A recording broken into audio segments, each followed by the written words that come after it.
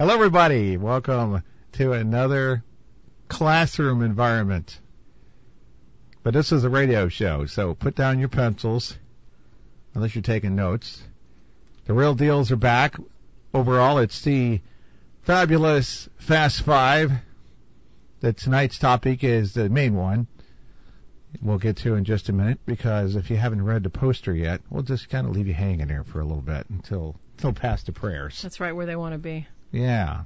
But along with us tonight is, of course, Michael Norton, M16 Ministries. Michael's got a book on deck. He's up to the proof. So nice cover on that, by the way, Mike. Looks good. Looks great. Mm-hmm. It's kind of a part two. That's a sequential. You know, like you're like, oh shoot, I should have put that in the first book. Oh darn it, you know. That's what you do. It could have somewhat. Or corrections from like, oh, I learned better. Don't do that. Oh yeah.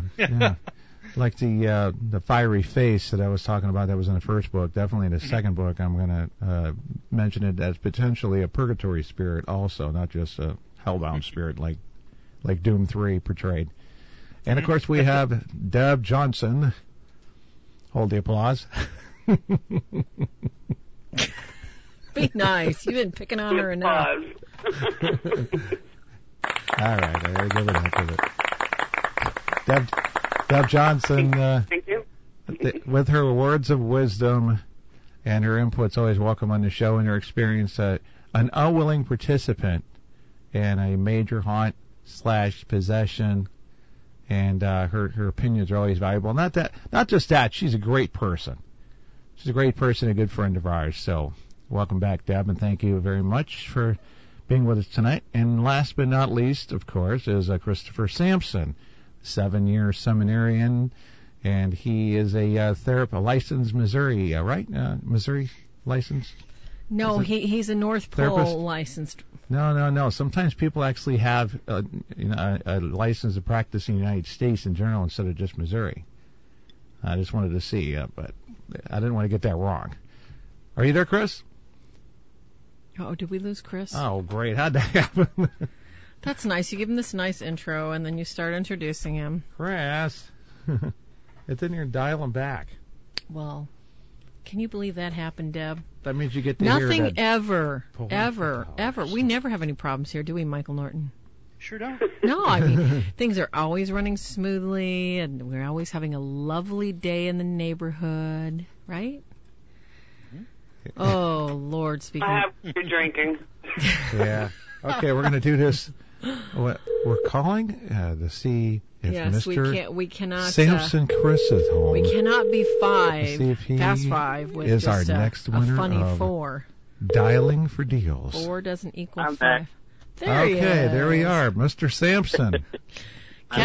Ken was introducing your credentials, darling. He said that possibly you might have a worldwide credential to counsel those people all over the earth. Are you licensed in the state of Missouri as a counselor, or are you broader than statewide, that? United States wide. I hadn't never asked. Okay. Yeah. State of Missouri. Yeah. Okay. Yeah. Well, anyway, nonetheless, welcome, and here's your canned laughter. I don't have canned laughter. What happened to that? No. Yeah, we were canned laughing because you dropped his call. That's all I got is that. Silly little bugger boy. Well, let's get started on the prayers here. So Yes. We have to take our moment, everyone. So please, you know what? It's time to call upon Saint Michael. Ora pro nobis, people. Gloria Patri et Filii et Spiritus Sanctus, sic erat in principio et nunc et semper in saecula saeculorum. Amen. Ken. Saint Michael the Archangel, defend us in battle. Be our protection against the malice and the snares of the devil. May God rebuke him, and we humbly pray. And do thou, O Prince of the heavenly host, by the divine powers of God, cast into hell Satan and all yet evil spirits who roam through the world, seeking to ruin the souls. Amen. Well, having said the prayers, tonight's subject that we're going to start with, we're going to throw some news items in there, of course, whilst we would not be the Fast Five, and then ask a demonologist question, perhaps in the second hour, if we have one on deck. But we're going to review a movie at the top of the hour after we get back from our break. Something I want to mention really quick about this topic that we're talking about tonight, Freemasons, Illuminati, and these connected organizations and so forth. I heard about this stuff since I was a kid in the 70s. Didn't pay attention to it when I'm in the 60s, too young, didn't overhear it or whatever, went to bed early. when you're under the age of 10, for example. And my father, who, God rest his soul, passed away, and my mother, you could say that they were pretty scholarly on all of these topics, including Marian apparitions, Catholic faith, Catholic history, apologetics, and of course spiritual warfare and demonology, although they had stopped doing the field work, you could say, when I was in third, fourth grade. But they had, for example, we have a cassette series here of 6 cassette tapes, 60 minutes each, where he's talking about the Freemasons and so forth, and I'm going to put that on the computer from the tape and then post it somewhere. But it's all the stuff he said, and back then I'm like, yeah, I just want to live my life. This is all conspiracy. When is it going to happen? That doesn't seem real. And now we're seeing it all happen. More than ever. It's so obvious that even when you're new to it. So let's get this thing rolling on that, and the facts and some of what they put out as propaganda will be brought up tonight. And let's start with what Farah has on her agenda sheet. We thank you for your production on this episode. All right. You are too funny. Mm-hmm. Well, that's a lot of work. Welcome, Deb. Welcome, Mike. Welcome, Chris.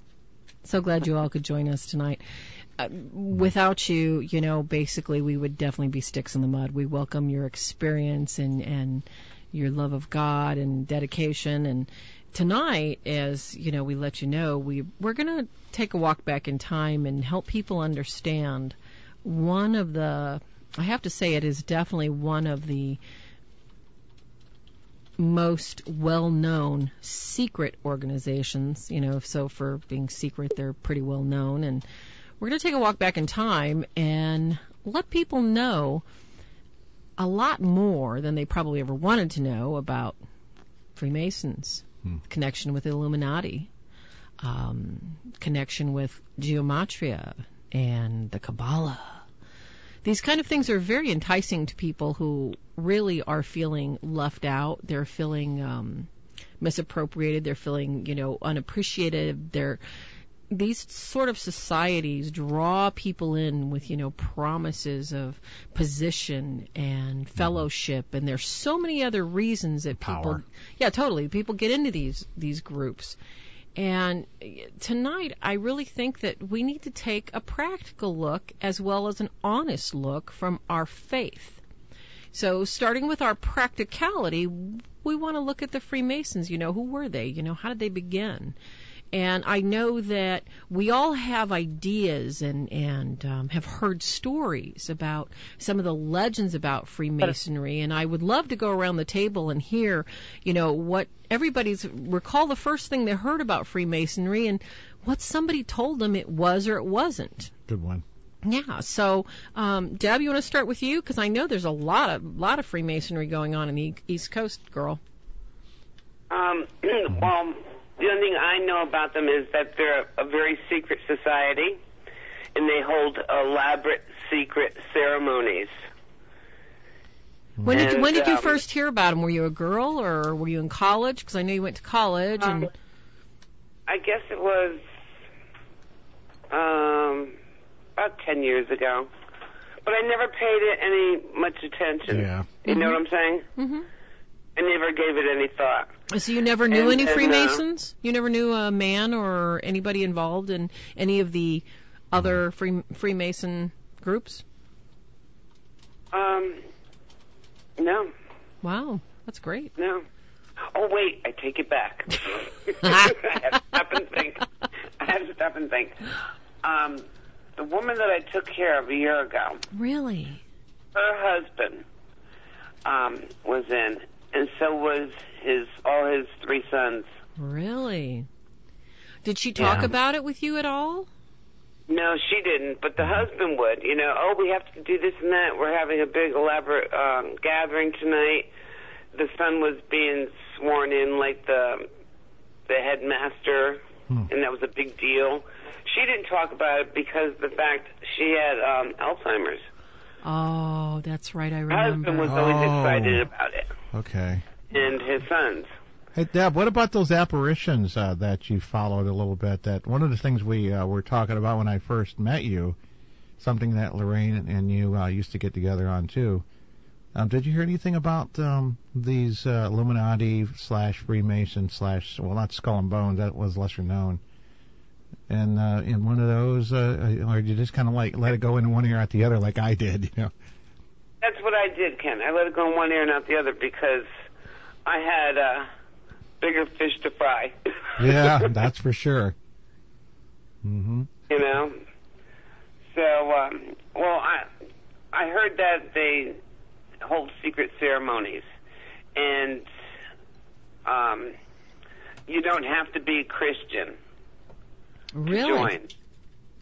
Yeah. But I don't know if that's true or not because I really don't know too much about it. Yeah. Well, we're going to tell you all our research, and we went through Ken's dad's books tonight, and, you know, we watched goofy videos till our eyeballs popped out this week, so we're going to try and give you the short and the fast and the five. You need a rundown then. Yeah, exactly. We're going to have fun talking about You this. can trigger something in my head. Oh, no, that's not good, Deb. That does not sound good. Yeah, just a side note, this isn't conspiracy theory at all. I mean, because it's fact. And they don't even make any efforts to hide it anymore.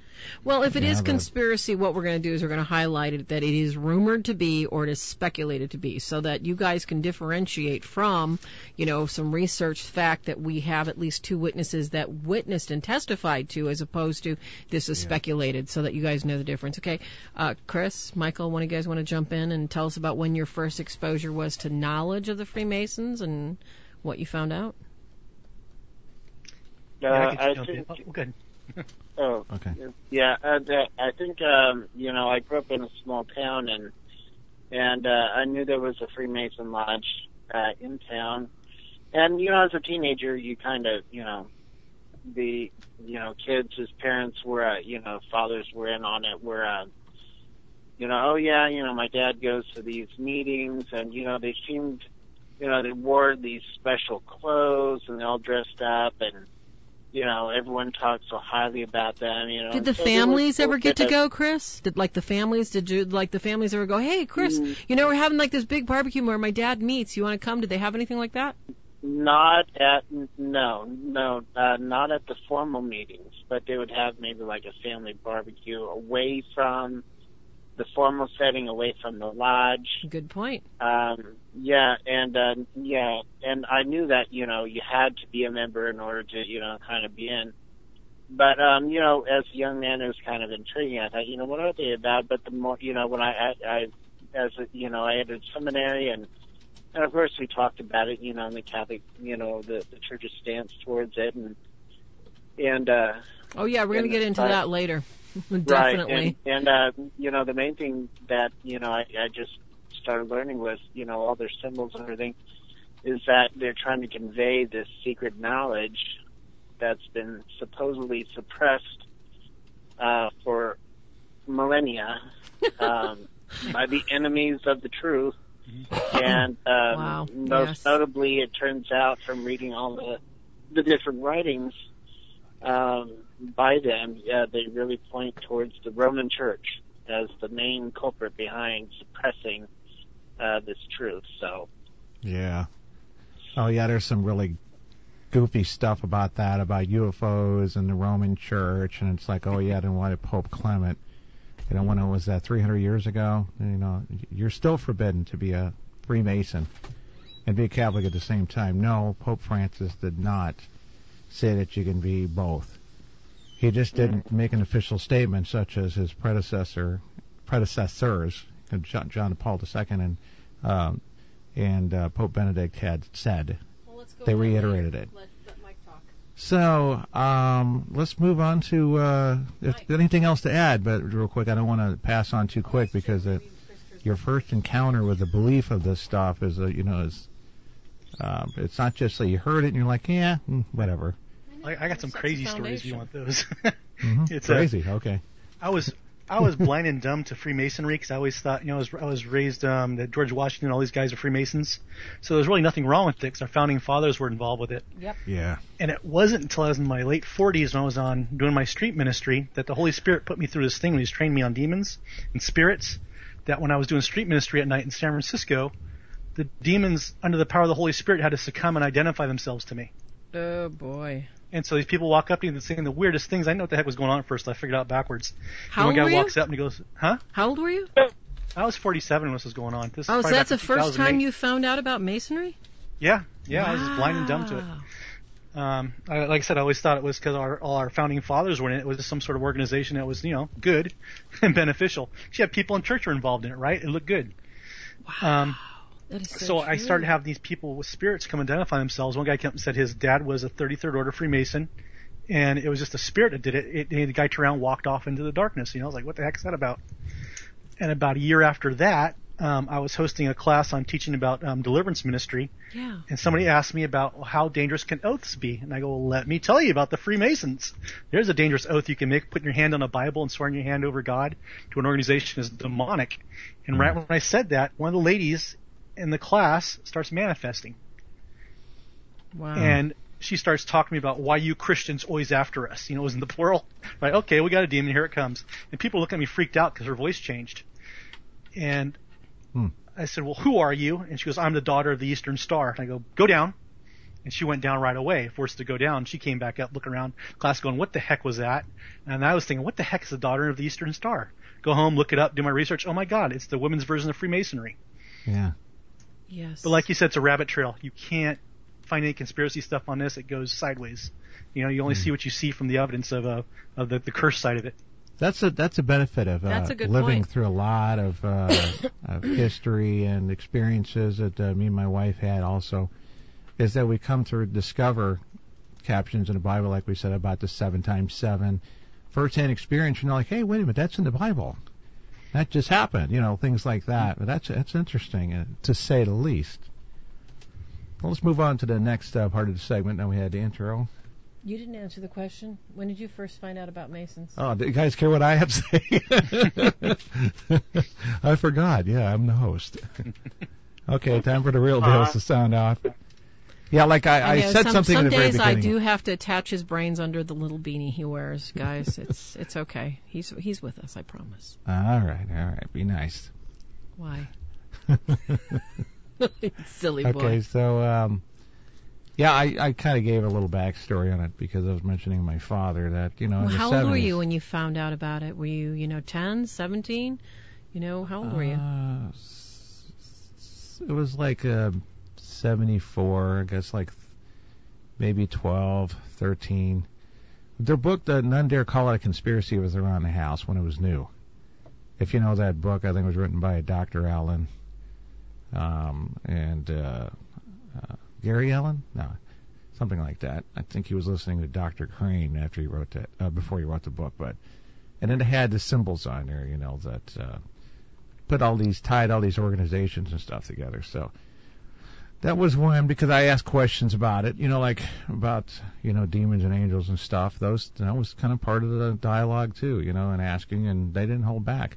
I mean, it did affect that you're like thinking, well, all these Satanists are going to take over and everything, so why go to college? True. So it's harmful to learn it too early.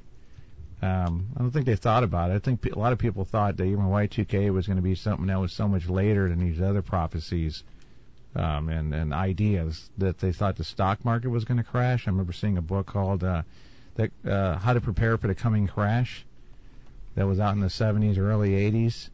And they were expecting some sort of stock market crash that was going to be, fabricated and enhanced or promoted, pushed by these organizations, and all of these plans, if they were anything legit, because those things we don't know where it comes from. Some people start to do that mysticism stuff. Oh, my spirit guide told me, or oh, Blessed Mother apparition did, and it's not authentic or authenticated by the church. You know what I mean? So, yeah, I heard it younger, and I had to put it out of my mind just to live life. I guess I got a little too far because I started a heavy metal band and all that stuff and grew my hair down to my belt. And so you could say I kind of went the other way. And I did go to college, electronics, and, and these other minors we talk about, learning a little bit of automotive. And so I guess, Farah, what's on your plate on that one? I have a story I haven't even told you. Ah. Oh, yeah. This is I think I mentioned it to you briefly. I was a very bad rebel child growing up. My parents had a tough time. Oh, zip it, Skippy. You know I love you.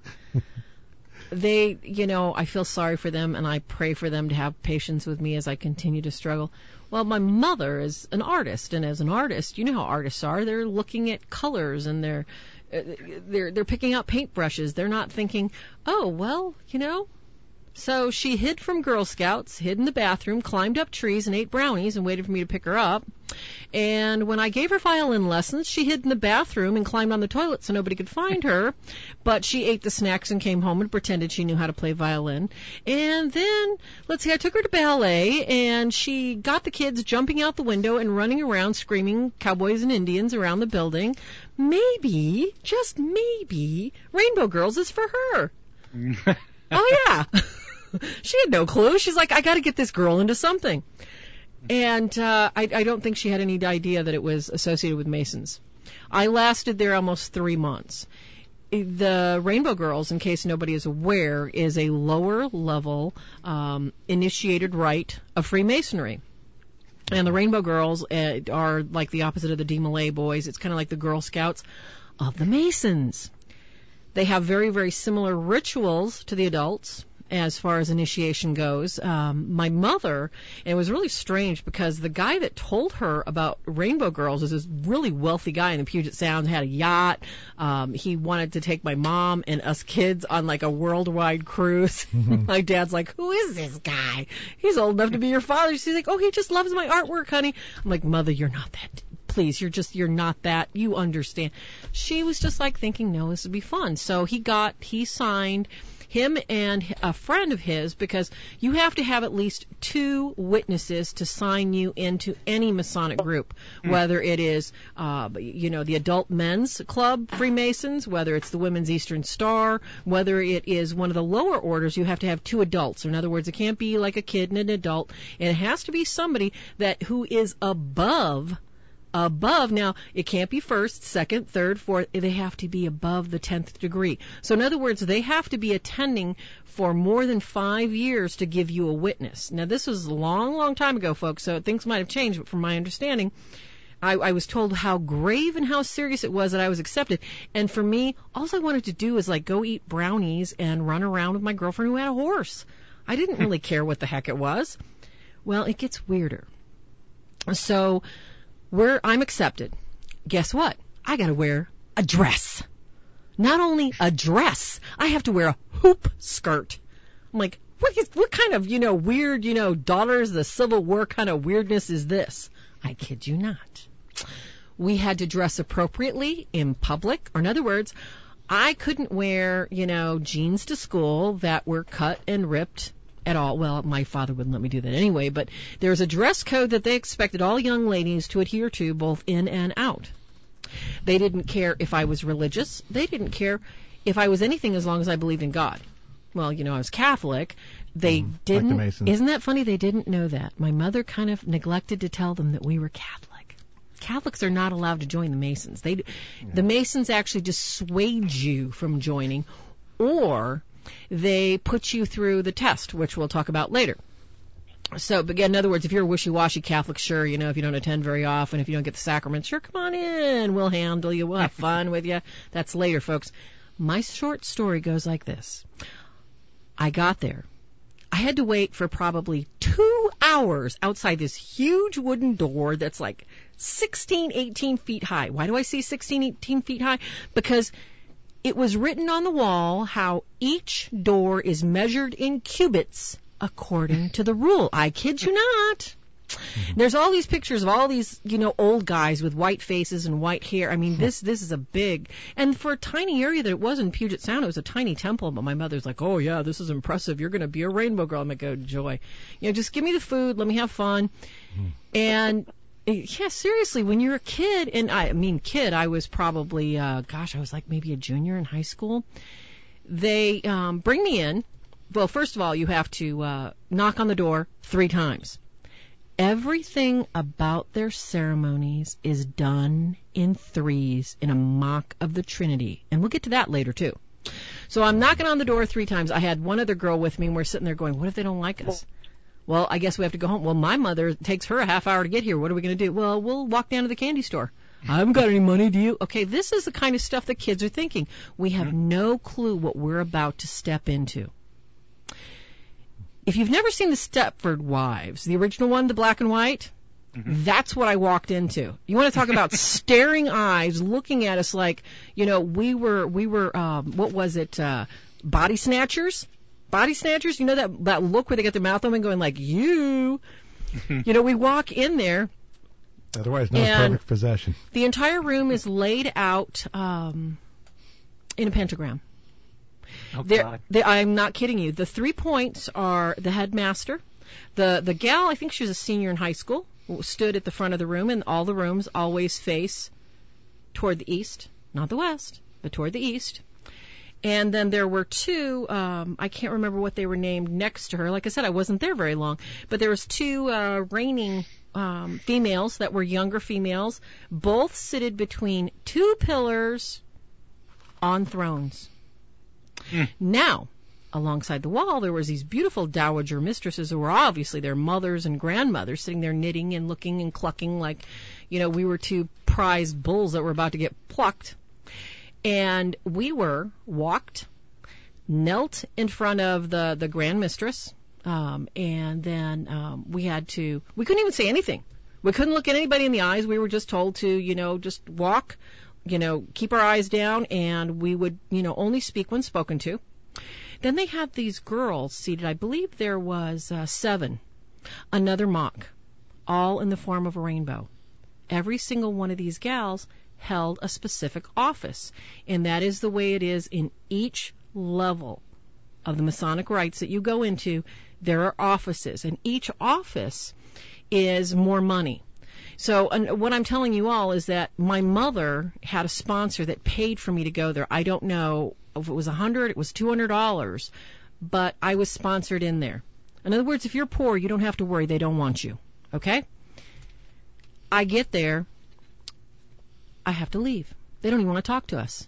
So we're out there in the hall for another, hour. So 3 hours go by. Can you believe this is taking up our entire night? I could be home watching Love Boat. Okay? Come on. All right? And so, we're giggling, and one of the adults comes out and says, if we hear another word, you're both going home for good. And we're like, what do we do? And this is a thick wooden door. How can they hear us? So we're brought in again. We're asked our names, and we're asked who our sponsor is. And guess what? Then we got to go in a closet while they vote on us. So off to the high throne of the Grand Mistress, there is it was just an all-wood small room, once again measured out. I think it was like 6 by 6. It was really small. We have to stand in there in the dark and wait to decide, or, once they decide if we can come in or not. Or in other words, we get to sit on the wall and watch until we actually get to participate and speak. I think it was like half an hour. It seemed like forever. And they came in and they said, you have been accepted. Then they kick us back out. We don't even get to go in the meeting. So it's like, okay, what's all this about? So we have to wait. And then guess what? 2 of these old dowagers, plus their daughters, come to my mother's house, sit us down for like a 2-hour interview. Who are you? What do you do? How often do you go to church? Bada, bada, bada, bada, bada, bada. And I'm like, can I just go play in the yard and, bounce my ball off my brother's head? What is the big deal about this, folks? So let me just put it to you this way. The steps just to even get into the young girls thing, it was just ridiculous. All right, by the time I finally got in there, I just went, I wore my dress, I hung out with my friends. I didn't really pay attention because it was just, I thought it was a girls' club, but it was boring as blazes. I had no idea what they were grooming the girls for, but they say that they were grooming us for leadership. So after, like I said, I initially passed my tests and, I was attending on a regular basis, a weekly basis, which, sometimes they had barbecues and stuff once a week and then they'd have the meeting once a week. Then, for some reason or another, 2 people moved away and there was an opening, I believe it was for Love. That was one of the stations of the Rainbow. And if you're listening to me, Freemasons, I never swore an oath. And they ask you to swear an oath. The minute that you accept a responsibility to apply for an office, you're screened again, and you're told that you are rising up in a rank. And that part of that rising of a rank is a newer level of responsibility, and that you will be given a word. You will be given a word so that you can comport your office, and you will also be sworn in a secret ceremony without your other sisters. So in other words, it's just going to be the Grand Mistress, the two other gals that are, like the king and queen on both sides of her, and a couple adults. I'm like, okay, that doesn't sound too weird. So anyway, I have to memorize, like, I don't know what it was, like 2 paragraphs. All right. So, and they said I only had like 3 weeks to do this because they had to fill this position. So I tell my mom about it. She's all excited. I'm like, I can memorize anything. I'm singing. I'm doing all this other stuff. I couldn't memorize it. Long story short, I get there. I get to the initiation. I get to the swearing in. I got so sick to my stomach, I fainted on purpose. How do you faint on purpose? You drop and pretend to faint. I couldn't go through with it. So, consequently, when they asked me if I was going to be okay, I said, I don't think so. Guess what? I never went back. Something in me was so bothered by having to go through with that, I couldn't do it. And there's a reason, and I'm sorry to be so long-winded. I apologize, folks. The point is here, though, when you get into any situation, folks, to where your frog is start cooking, the water's getting warm, you got to get out before it starts boiling. Good point. So, see that? Onward. Another cult. Yeah, totally. Yeah, cultish. And it's like, we never. Who saw it? Who saw it? Who could have thought that, it was just a fraternity of girls wearing dresses, doing good things, and you're supposed to, like, participate in community service in your school and everything else. Who thought it, folks? So we're back in history, and we're looking at this fraternity of brothers, okay? And we're looking at the whole legend, all right? Because the speculative legend is that, it started with Nimrod, that it started, with a society of men that built the Tower of Babel as Masons. Others claim, it was back in Euclid in Egypt. And, of course, everybody here is kind of innocent. We didn't really know what was going on. And this weird obsession with Atlantis, and there was something about the 2 pillars and Noah's flood.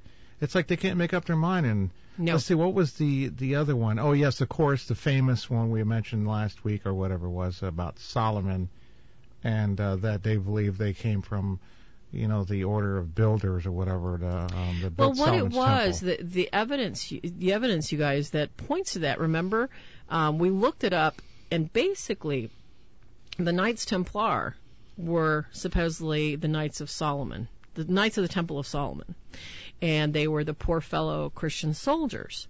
So by calling themselves, poor. Yeah, exactly. Yeah. By calling themselves the Order of Solomon's Temple, the poor Knights Templar, 1139 to 1112, I'm sure there's a few good knights, folks. I mean, I can't bash them all. I mean, there was obviously some sort of rituals going on where these Knights Templar, they hired Masons, Freemasons, to build all these beautiful cathedrals. They also started the first banking system. So, is this the start of Masons? Probably not. As we know it today, what are we looking at? We're looking at an ordered group, and they point themselves to a story in the Bible. I'm sure somebody's heard about the story about supposedly a stone cutter called Hiram Abiff that supposedly took the secret of Solomon's temple to his grave. He was confronted because supposedly this is the whole speculation of, remember, Ken, the mysticism? I don't know if any of you guys have heard about this, but the mysticism basically says that this Hiram Abiff was spoken to directly by God, just as Solomon was for the directions of the temple. Mm-hmm. And he knew the keys and the secret. And 3 men that were apprentice stonemasons followed him, wanted the secret. He refused to give it up upon pain of death, so they killed him. So he took the secret to his grave. So, I mean, can anybody answer me? If you go to your grave with a secret, how do the Freemasons today have that secret?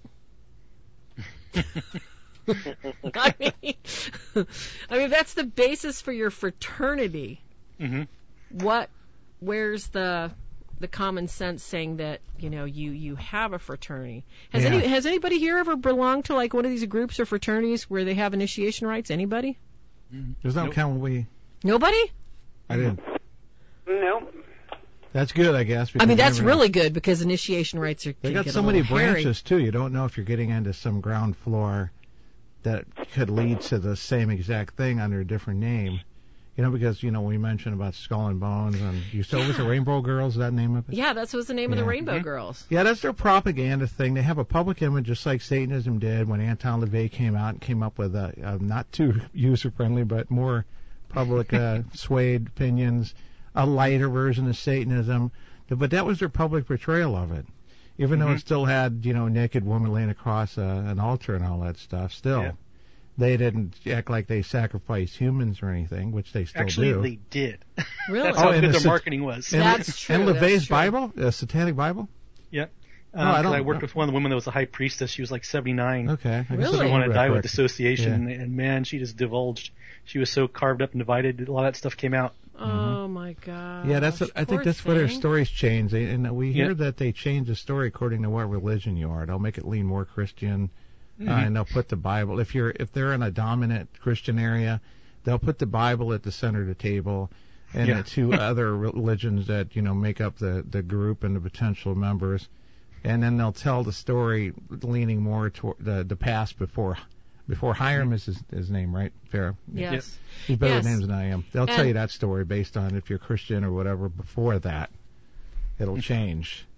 The origin that goes even further back. And remember we talked about that one time, the true origins carried on from the Kabbalah, and they brought that type of idea, the ideology or whatever you could call it, and that came through the kings of Jerusalem, Herod the Great, going to his grandson after Jesus died on the cross and Christianity started rising in its popularity. He really, just like his predecessors, his fathers, grandfathers before him, despised Jesus and his followers and called them the imposter Jesus and his followers. So they had something they called the Temple of Jerusalem to mask what they were doing. They were plotting and planning against Christians, doing Kabbalah rites and so forth to bring it down, and they did lean Egyptian. Just like when they show that one movie where they show the one who asked Herod to deliver her the head of John, and she was kind of dressed like an Egyptian in the movie. That's probably not too far from the truth. That Egyptian culture they're just obsessed with. And so it began there, and that's what the origins are saying. They say that when you look at the Illuminati past, Adam Weishaupt is. Weisskopf or something like that. Go But ahead, Dawn was just saying, she wanted to hear the connection between the King Solomon Temple and the Masonic Ritual, and like we were talking, folks, earlier, and we really have to illuminate that you can say Hiram Abiff is in the Bible. Hiram, the first name, is mentioned. Abiff is not, and the widow's son is definitely in accord with the building of Solomon's temple, but nothing else comes from the Bible. And that is the whole quote-unquote connection that there is the son of a widow that was killed for his knowledge in helping Solomon. And that's what the Masonic claim to that knowledge, that ancient knowledge of, Solomon and how he built his temple. That's the only connection. It's a loose connection at best. It's speculative. There's no basis in reality. And, it amazes me the level of mysticism people want to attach to something that is basically gory. It's one of the worst hazing rituals I've ever heard of. Okay, you guys have been in the service, right? Mike, you were in the service, right? No, I wasn't. Nope. Okay. Well, oh gosh, who was I thinking of? I spoke to somebody the other day. When you're in the service and you're in the Navy and you go across the equator, you're a pollywog, and then you're a shellback, and the hazing ritual is ridiculous.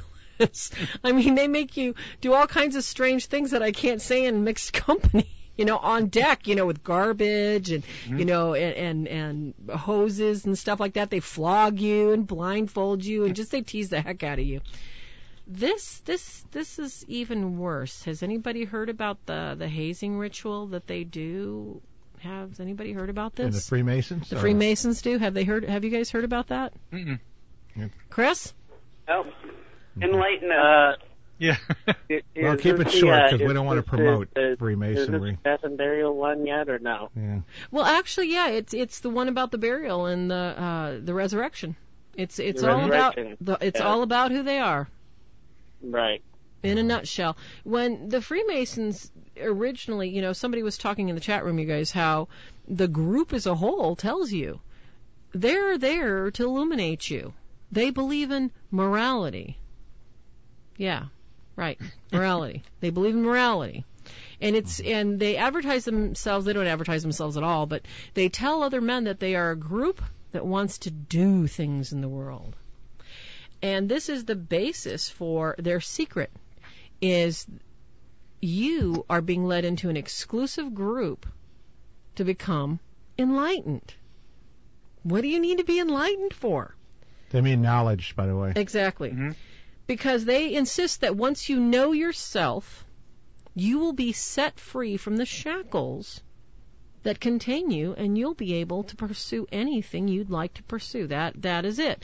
Mm-hmm. So the hazing ritual, according to former members, by the books we're going to send you guys to later, the hazing ritual does not really occur every single step up the ladder.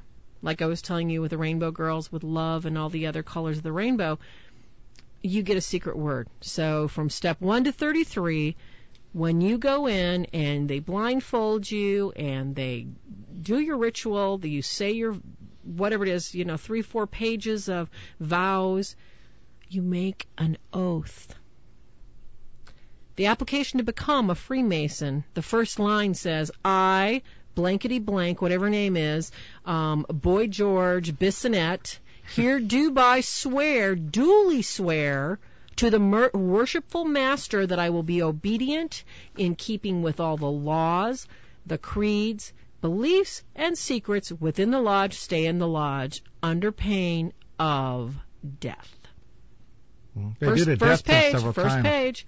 So the biggest and worst form of initiation that they will get is when they step up from, because I guess there's 3 levels. When we were talking about Masons earlier, we were talking about the handshakes. There was 3 in medieval times. All right, you were either an apprentice, a journeyman, or a master. The same here. The levels of initiation go up. The highest one is master. The 33-degree master, like Chris, like you were saying, you actually not only get blindfolded, but you strip to your skivvies, so you have to wear clean underwear, I would presume.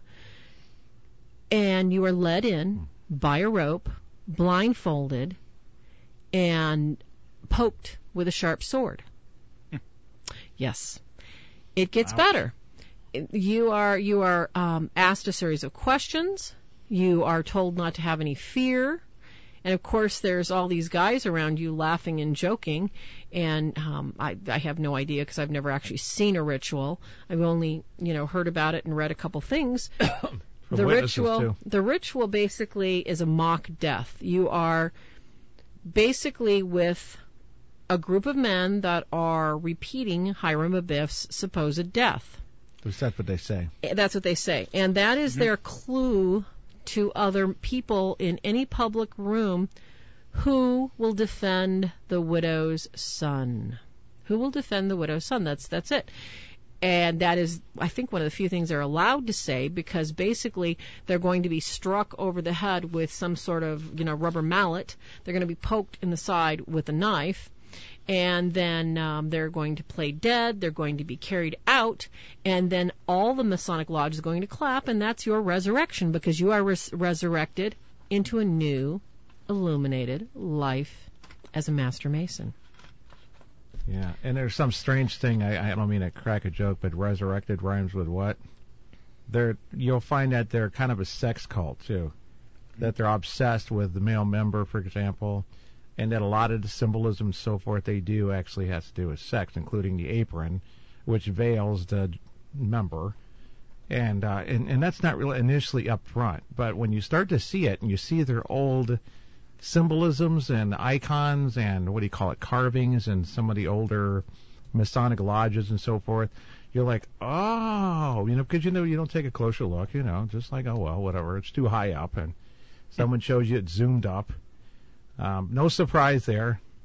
No surprise. And that's what's, there's going to be some facts here tonight that we're presenting that we just heard about, and it's been a long time since the 70s, too, so I probably heard about it once, but some things, in the 80s or whatever. Yeah, Monkey Man said it just sounds like Scientology, and in a way, you're looking at a secret order. He was.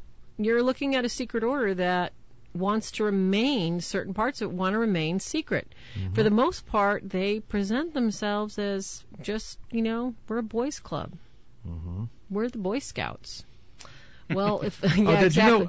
Here's an interesting fact, too, because you said about Scientology. Scientology reminds me a little bit, and how am I not going to offend somebody, about Mormonism, because it's got some of these laid out, anyway, guidelines and so forth. Here's a little interesting fact. Another 33-degree member was King James, the king who is behind the King James Bible. Well, let's see, there was a connection between him and Joseph Smith that he had, let's see, what was that again? I can't believe it. I forgot the correlation that was the direct line. Mm-hmm. Joseph Smith married a widow. Was it King James? No, of one of the significant people who came after. I apologize, folks. So much information, so little time. That's so true. Many levels there of really fascination. is. This didn't come from conspiracy theories because they don't hide these things. If you look it up, you'll find it. They bloat it because they think that you don't know about what their true nature is. So you'll find, presidents and stuff proudly boast it, wear rings, wear, ornaments or whatever. And then when you find out what the organization is really about, they'll deny it if they're approached by it some way or another. I mean, in the past. Then no one really does it now because the press is pretty much anybody higher up is going to be already bought and paid for, as you kind of figured out with the quote-unquote fake news. Basically. I wish I could remember what that was because I thought it was interesting. It was someone along that line. Someone was like, wow, do you remember who that was? Mm-mm. Yeah. Well, I'm not sure about that. I just want to say because I'm old and I tend to forget quickly. But Us too. Yeah, right. I just wanted to say you had brought up two different things real quick that I wanted to throw out. Sure. Joseph Smith, when he was having his so-called revelations, yes, he was initiated into the Masons. And it was, really? I forget, I would say it's a few months later, he suddenly told his followers he had a revelation from God about the temple ceremony. Wow. And it involved the secret handshakes. It involved passwords. And do you remember what year that was, Christopher? That might help on that. 1847, maybe. Wow. So Somewhere this was after the anti-Mason party in America.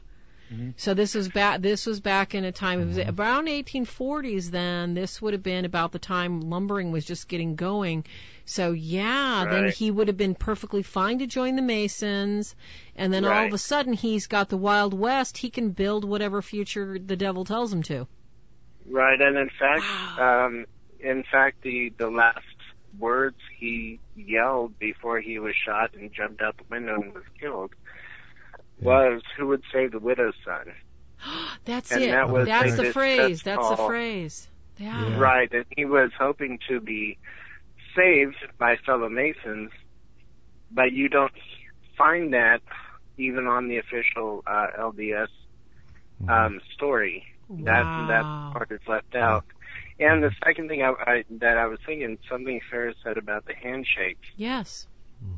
Is that, in fact, I've been reading for the past several months. I picked up a book called The Hiram Key. Really? And it is written by two very loyal Masons, and they, in fact, their research, because it's all defining the so-called origins of Freemasonry. Okay. But they delve into, like you've been talking about, ancient Egypt and all of this. Yeah.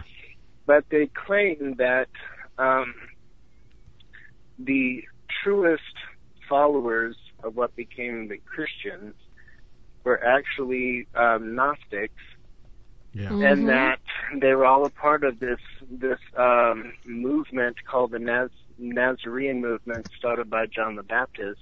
Oh, yes. And it is from this movement that they say records show that Jesus was probably a rebel and a heretic who divulged some of the group's secrets, and that this survives in southern Iraq as part of the Mandeans, Mandean sect, who not Manichaean, the Mandeans. Mandean. Okay. All right. Yes, which is a word, which supposedly is a word that means knowledge. Wow. And that they use secret handshakes as part of their passing on of their knowledge. And so these authors, these two Masons, then go on to try to build a case that, it survives to this day and Freemasonry ties back in and there's more evidence, blah, blah, blah. To me, it's kind of like the Wiccans now. They, someone comes up with these, puts together a few imaginative rituals, but now they have to create a theology to try to make it sound more historical and established. So, yeah, that's what it's like. I just had to set that up. The ground floor, the low-level promotion, it's like when they say marijuana is the mother of all drugs. Some people start with alcohol and they go, hey, how about you do this? You end up getting hangovers and you don't puke, and then they try marijuana and they're like, I just got drug tested, and they tested my hair and they found that I smoked a joint at a concert 30 days ago. And then, why don't you do this? This doesn't stay in your system very long, and then you move on to cocaine, the hard stuff. I mean, it's the ground floor, and they do that at increment at a time, like a slow promotion and segue to, and the Masons work the same way as it does in Wiccan, because eventually you say, you want real power in this craft, you gotta go here and meet with these people. They don't tell you right off. And then you go there, and then, they talk to you. They got to ease it into you, because when they hear the word devil, they're like, wait a minute, the Christians believe in the devil, because they initially, of course, teach them that there's no devil and there's no, God as we know him, and, all those kind of lower level ideas. So they got to break all that down and then start easing them into what they consider the facts, about Satanism and then that sort of thing. But yeah, keep sharing with us, and Michael and Deb, anything that you can add to this so we can make this as or that you just think of that ties it in, because we've got some great stuff going on in chat with a little bit of everybody chiming in about some of the oldest, like Chris was saying, we're talking about ancient groups of followers that had very offshoot ideas about Christianity, and that seems to be the majority of what Freemason is interlaced with, shall we just say, the supposition of its origins. There really, there is nothing. If you look up the books like, Christopher's been reading for years, we've got Ken's resources from his dad, and we went and looked at a couple others. There really isn't any one thing that says specifically, here's where the Freemasons started. No. We know where the term came from, but there seems to be, just like with the Essenes, that, valued their secret, quiet existence, and just like but they didn't have, the weird rituals, as far as I know, that the Freemasons did, or the Knights Templar. That was the biggest problem with the Knights Templar, is that their meetings were held at night. They were caught drinking blood out of skulls. They were caught doing strange things, so that they could swear oaths among themselves, which was in direct violation of what Christ ordered, not to swear blood oaths. So that speculation, along with the possibility that this whole widow's son was tied to Solomon, the magic of Solomon's temple, because a lot of people, I do not know why people insist on believing the keys of Solomon is somebody's fabulous imagination. I kid you not. We Yep. still get questions. You know, at least one a week. You know, about the keys of Solomon and what can they do? What can I do to be a more stronger, powerful person if I follow the keys of Solomon? Yep. And we're shaking our head like, what? I think they can drive off demons with it. Yeah. Like, no. Well, not only drive off demons, you know, that they can be successfully strong in the Lord, and they couldn't be any farther from the truth. Yeah. Deception. Yeah. And The Templars we can get into a little bit more as we get on with the show if you wanted to save that. Yeah, we can save that for the second half hour. We researched and found out this beautiful checkerboard floor that they use. It looks like a chessboard. Yeah. Yep. That is rumored, supposedly, to come after the floor of Solomon's Temple. Is also rumored to be the rule of the Knights Templar who started banking. That is how they laid their floors out so that they could keep account of all the kingdoms that owed them money. Because it was rumored at the time that when they were split up by Pope Clement and said, hey, you guys have got way too much money, you're doing way too many bad things, there's too many people peeking in your nooks and crannies and saying bad things, this has got to go. They found all these writings of all the different various crown heads that owed, you know, so much money. I can't even think of the amounts right now, but they owed this money to the Knights Templar because they were the first lending banking system. And supposedly they did it on a checkerboard floor. Can you imagine that? I can barely keep all my notebooks. Yeah. I mean, I can't imagine walking on it every day. That's crazy creepy. And there's a side note on that too, that they weren't a recognized order, such as Franciscans as we are, and I think one of our Franciscan sisters, Mitzi and Jill are in there in the chat room. Hello to you. We don't have a brotherly handshake or anything like that. I think we just do some quotes from Ben Kenobi from Star Wars or something, you know, or Padre Pio, whichever we're in the mood for, the modern or the previous. But they were not a recognized order, but they were tolerated because they were generous in their donations to the church. So they, dressed like monks, but they didn't know anything about them. The church didn't know what their ritual initiations were, what their daily prayer and practices were. They turned a blind eye. It's like, hey, here's your money. Now get out of my face. I mean, that's not what they said, but I think that's what they expected. That they were incorporated in 1666. I can't believe England just didn't scratch their head and say, what? What are they doing? There's something wrong. Okay, guys, so we're talking about, the conspiracy theories. Of course, there's a lot of them out there. And we were talking about in the history of the Masons, we have, I think it's only like 17 Masons for presidents out of 45, which isn't really that many. But still, it's pause for reflection and pause for, where did they come from? How did they get there?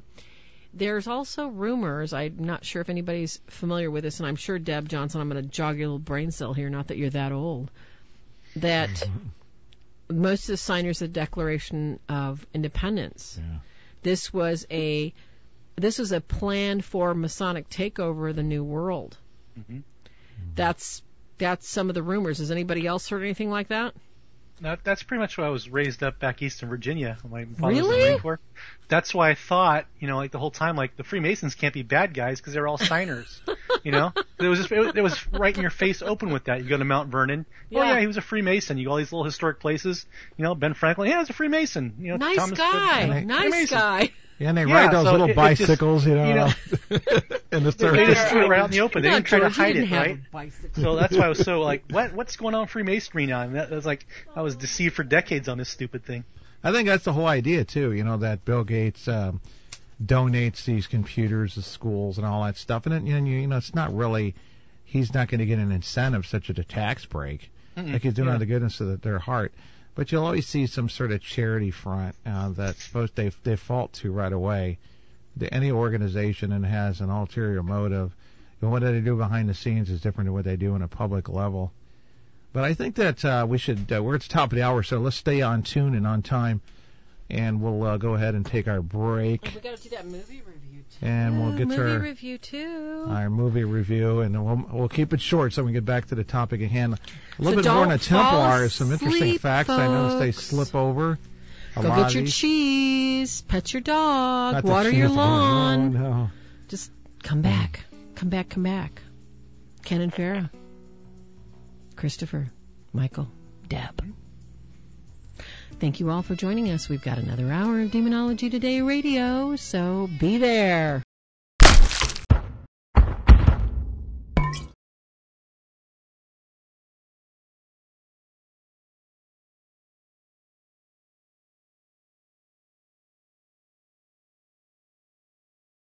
Demonology Today is back, and hopefully you are as well, as we're talking about the Freemasons tonight. But now it's time to take a break, if you call it that. Not really a break. We're going to do our from the topic fabulous. Anyway. Yeah, just for a few minutes, folks. Yes.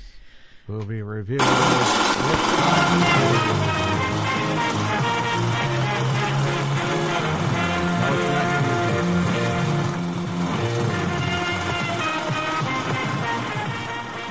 Tonight's movie, we usually don't give a question to the not rated cycle. This one's called The Devil's Candy.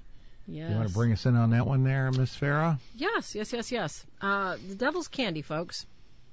This is a very curious movie. As you know, we like to look at movies from a perspective of our audience members, those that are curious about what is supernatural and what is paranormal, and from our faith-based perspective, which will give us a greater understanding of what we're looking at. Is there anything to learn from it, or if this is a movie that we shouldn't even waste our time watching? Mm-hmm. Well, The Devil's Candy is a movie that came out in 2015, folks, and it centers, the whole story centers around this fabulous painter. He's pretty talented. The problem is that he gets in the wrong place at the right time, and he's possessed by some sort of satanic force. And all of a sudden, his paintings go from, shall we say, doing the mundane to very, very dark and very ugly. Background story on the movie is The Devil's Candy starts off with a boy and his mother, and the boy is probably maybe a teenager in his 20s. And he's playing heavy metal music. Heavy metal. Yeah. Dark metal. Yes. And very, very dark metal. He's got this fabulous electric guitar. They didn't play any Stevie Vai riffs or anything like that, or they didn't even play the Van Halen belt, Michael. Yeah. I mean, we're talking dark metal. That's very. And that's, that really, I mean, I really had to mute the beginning of the movie because it was just so dark. And I thought, why would somebody want to listen to this? But that kind of music is very guttural, and it's almost as if you're standing right next to a firework when it goes off. It's just that visceral. So the kid's playing music, and the mother's like, stop it, don't stop playing the music. And he's like, Mom, I got to play it. You don't understand. I can't hear them when I play this. Hello. Bad clue. You're going back to the hospital. Shuts the door, goes to get his father. He's supposed to go back to the hospital. That's how this ends. She falls down the stairs and dies. You see the father panning out, and then we're in modern day with the painter and his young family. I wish I could remember the name of that gal. Oh, gosh, what was her name? I'm sorry, I can't remember. The actress. Either. Oh, yeah, Shin Appleby. She actually starred, I don't know if anybody's familiar with the UFO series about the kids that had landed on Earth from another planet. They were aliens, and they were trying to hide in a high school. It was remember that? It was just that cute little series on, I don't know, NBC or something. Well, anyway, she was one of the lead principals in that. She's in there. And then if anybody, what was that one movie that we saw that huge guy in that played the antagonist in this movie? He was in the movie Identity. He was the psychotic man in Identity. Well, he also played a great possessed psychotic man. Identity with John Cusack. Yeah, with John Cusack. It turns out it was multiple personality disorder. Yes. Yeah, and there was this big guy. He was like the head guy. He was just big and strong. That was him, Pruitt Taylor. He was amazing. Very, very, very talented. Yeah, she's good with names. So someone's got to be. I'm not. I wrote them down. I wrote them down. Hello, that's what pencil and pen are for. I mean, hello. You don't think Moses actually remembered the 10 Commandments? His hair is white. He's coming down the mountain. He sees people playing with a bull, and he's like, "You bad kids!" He would have forgotten all the 10 Commandments. You have to write them down, right? Well, according to Mel Brooks, he tripped and dropped one, so there was 15. Yeah, well, we know Mel Brooks is probably a Mason, all right? I'm going to talk about. I'm teasing, okay, guys? So, the thing I'd like us to talk about is how the Devil's Candy goes from a painter that is listening to heavy metal music, that he actually, and I'd like to, for us to all discuss, how can this happen? Here he is, young family, he's struggling, the wife's working full time, he's trying to take commissions, they have the opportunity to buy a house real cheap. Guess what? Yep. The house is the former site of a. This is where the murderer, his parent, his mother fell on the steps somehow or another, and his father killed himself. And then he comes to the door at the very beginning, says, "It used to be my house." Like he's a child, but he's got gray hair and stuff, so he's like in his 40s or something at least. And he was in a mental facility before that, and they think he's safe because they didn't know he killed people before, more or less. So I just wanted to put that little backstory in there because it's like, okay, he moved into an oppressed house. This guy's obviously satanic. What made him like that? Are the parents off the hook? That they raised a mass murderer for his son? Exactly. Somehow it happened. Well, so what I want us to talk about is how is it that a man brings his family onto this kind of property and he sets up his art studio and he's working on a commission that's absolutely bright and beautiful and it was butterflies. Mm-hmm. Yeah, Takes his kid to school. I know, it's really kind of pretty. He takes his kid to school and he comes back. He loses the whole day. Totally blacks out and discovers he's painting away. He's painted horrific faces.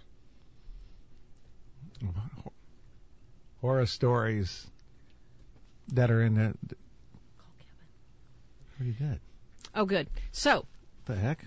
I know. I just pulled off your ears. That's the problem with being a producer and a host. And also being a yacker. So, you guys, I want to ask you both, and ask you all. We can go around the table. How is it that a nice guy that just listens to metal music can walk onto a property? And all of a sudden, they lose a whole afternoon, and instead of painting butterflies, they're painting like kids' faces, screaming. Tortured faces. How common is this? Anybody want to take a shot? I know, Michael, we're going to save you for last because your M16 Ministries kicks a lot of this to the curb, and I know you got some stories for me. Yeah. Christopher, you want to take a shot at this? I think I may pass on this because I'm not quite sure. I've not had that experience. Okay. Well, basically, I think, Christopher, what it talks to is the lack of any sort of faith base with the gentleman and his openness to the evil that he stepped into. Right. Right, and as we know, the enemy can use any type of opening whatsoever to get through, and oftentimes it's a slow build-up. You mentioned how, the music, but even before then, he was obviously hearing things because that's why he was playing music so loud. Yeah. And then stepping into this and that, I mean, as I'm talking, I remember a client that I recently had who bad parental figures in his life, kind of ostracized by them, kind of scapegoat of the family, turned to alcohol and drugs, and experienced his own types of blackouts, and would come to it and realize, he did this and that, was in and out of legal issues.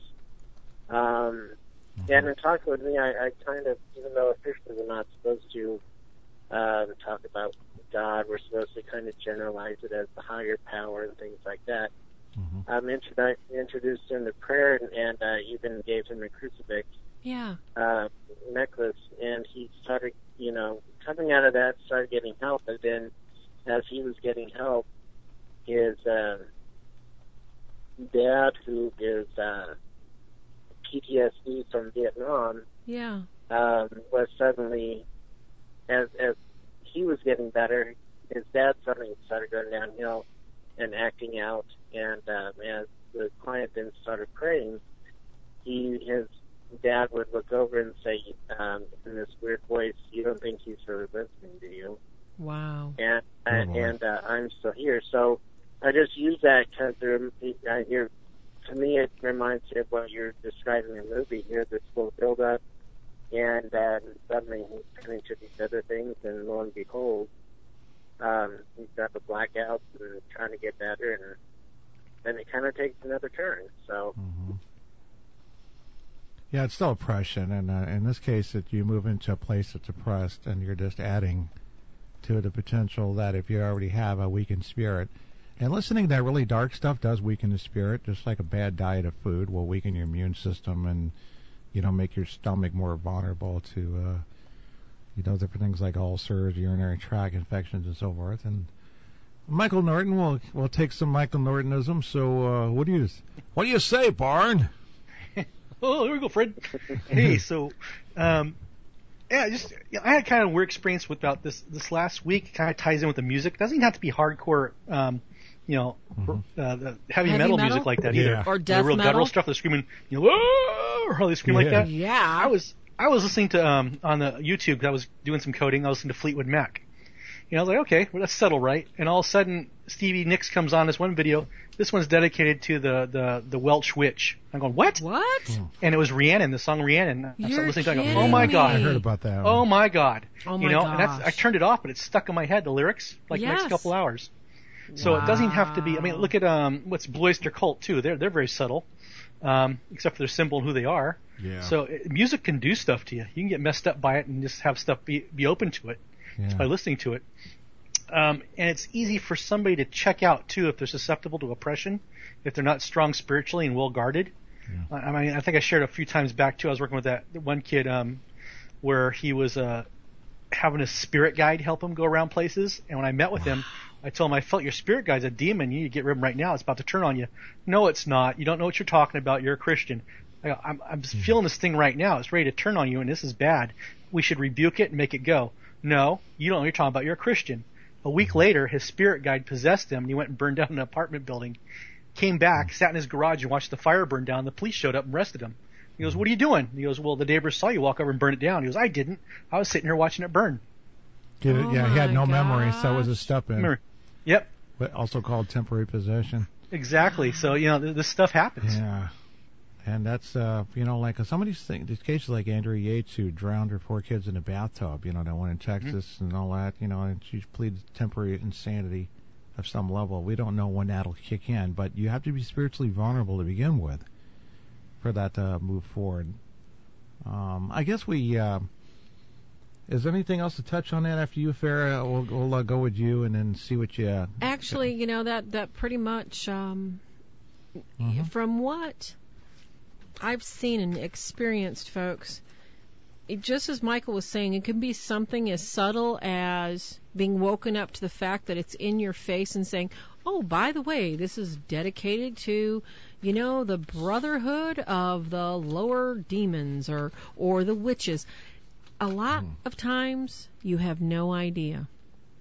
The point, though, that I was really getting to about the house folks is that a lot of times, and this is something that I don't think people are aware of, when we give authority to certain things, like this guy was really loving death metal. When you give authority that much to that type of genre of music, and your spirit, your mind, your body. This is part of healing, folks, when people call us and say, hey, something's going bump in the night, this and that. And we tell people, what are you listening to? Who's around you? Who's singing to you in the shower? What are you listening to in the car? What is in your environment? Is it feeding you or is it detracting from you? Yeah. And I don't think that a lot of people realize that some of the insidious things that we're actually putting in our minds we would never choose to, but we're giving something legal right to our conscious or subconscious that we just don't completely understand spiritually, and then we put ourselves, as with no faith practice, into an area, especially a property that's been given legal right either by satanics, by Wiccans, by even people that are just, playing games, with mirrors. Maybe they're just scrying with mirrors. See, that's a funny thing, people. I don't want you to think everything's demons, because it's not. Right. There are levels of authority, though, that we give. Either we give our authority to God or we give it to the dark side. There is no middle ground. There's no tepid ground. Either you're boiling or you're freezing. There isn't. Some people will probably, I don't know what they'll say about this, but what I noticed is when I was younger, I used to say this to my friends: when you find a gal who likes your heavy metal music and all that stuff, and like you do, you usually find one who's not really stable. For some reason, when gals get into this stuff that's kind of more for guys, rough rock, clashing of swords, karate movies, getting, all that stuff, Three Stooges, there's a lot of things that are more guy things. And I think I've seen in my lifetime of dealing with these cases that the dark metal and that sort of thing has more of a psychological effect on women than it does on men, but it does them equally. And just as it does for younger people versus older people, or people grounded in their faith versus people who are kind of like lost or not really, solid on their faith at all. So my point is if you all of a sudden, for no reason whatsoever, you have an inexplicable reason to look in an abandoned house or to move into someplace, start praying. There you go. Because if there's some force that you do not know why you're being drawn to something, why you've got to go be someplace, why you've got to get in that building, if there's something pulling you, chances are it's not God. Don't listen to the passion of the moment. Pray. And then, you know what? We'll let you watch the movie. The movie does not have any sex. All right, there's no overt nudity, which is really nice. Unfortunately, there was a lot of F words in the beginning that totally turned me off, and I'm like, so I'm giving it, an F for language. But, if you can get through probably the first 10 minutes, all the F words stop. The dark metal music stops. And then they actually weave into the story, which is very, very, it's very poignant about how he's possessed and how the possession of the first gentleman of the property is woven back into the story. So, in my opinion, it's a study into the psychology of how the demonic and the mental illness interact with each other upon another family. So onward and upward, and we'll get back to our show on what, Ken? What? On Freemasons. What? Freemasons and the secret society. A last note to show out the movie also reminds me of that. A flying V is for guitar players who like to stand and not sit, like the Strat is more That's comfortable true. on either, or that's for you guys in the market of buying a red flying V. Make that one of the guitars on stage with you, so you could switch to the Strat for an unplugged version of a song or whatever, or a ballad. Who knows? Anyway, a little advice. You've got it. Kevin Malek is on board with us, as Deb had to leave. She's had some. She's just got a little health issues, so say a little Mm-hmm. prayer for Deb tonight if you can. And we had to bring on board our conspiracy expert. Yeah, this is one of his savvy subjects, too. Totally, so it's totally. Perfect, and this is the first person I thought of on the list. Michael Norton, have you met Kevin Malek? Yes, we have. I think we were on a show together earlier. Great. Christopher Samson, have you met Kevin Malek? No, I have not. Oh, my gosh. He's wonderful. He's always posting these fabulous, interesting tidbits about Nessie, the Loch Ness Monster, sharks. And he's very well-read, broad spectrum, and his knowledge is just, it's incredible to me, the amount. He's like, you ever pick up one of those real thick books, Ripley's Believe It or Not? If you got a question, call Kevin and say, hey, do you remember this?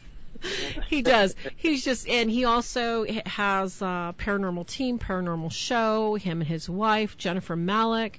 Welcome to the show, Kevin. Thank you for joining us last minute. Are you there? Yes, I am. Oh, great. Hey, listen, you listened to our first hour where we're going on a lot about some of the conspiracies concerning the Masons and the origins, and I'm glad, thank you so much if you were listening.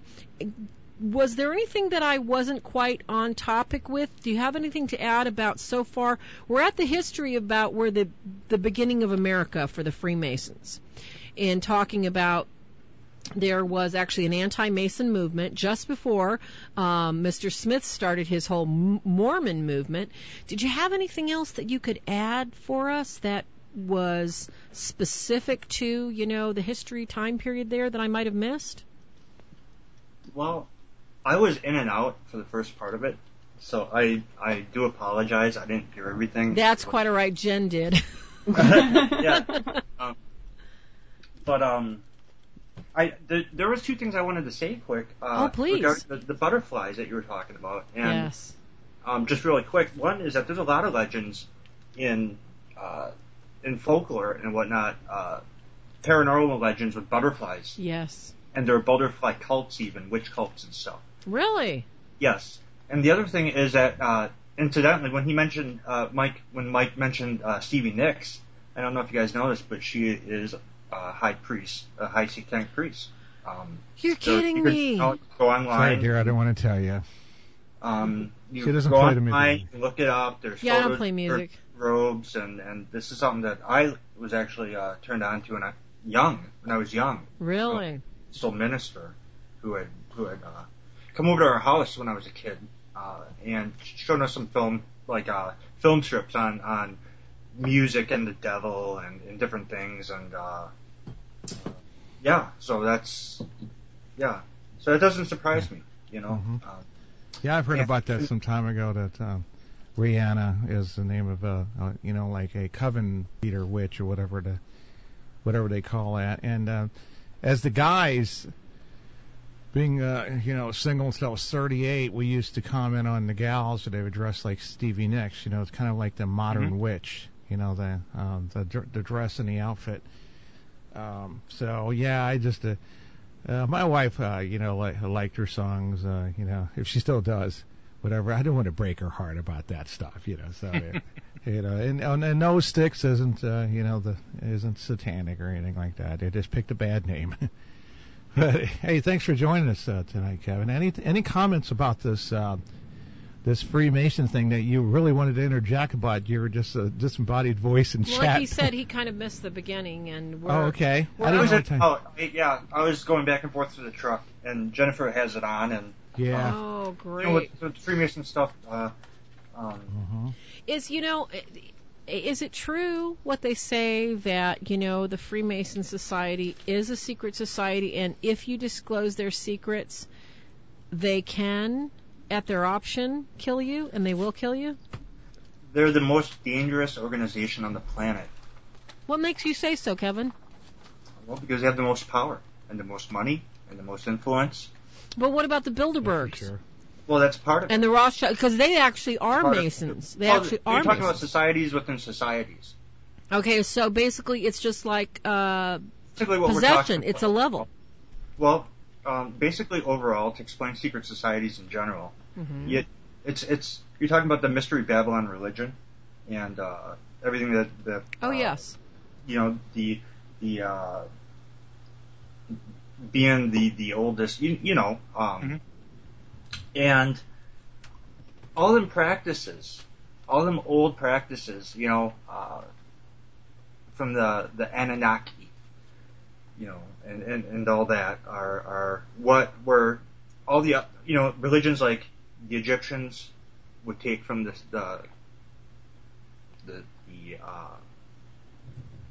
they would take from them, and other secret societies and sects would take their basic, what is really, it comes down to devil worship and deity worship, different deities, and which were just demigods and different demons and whatnot.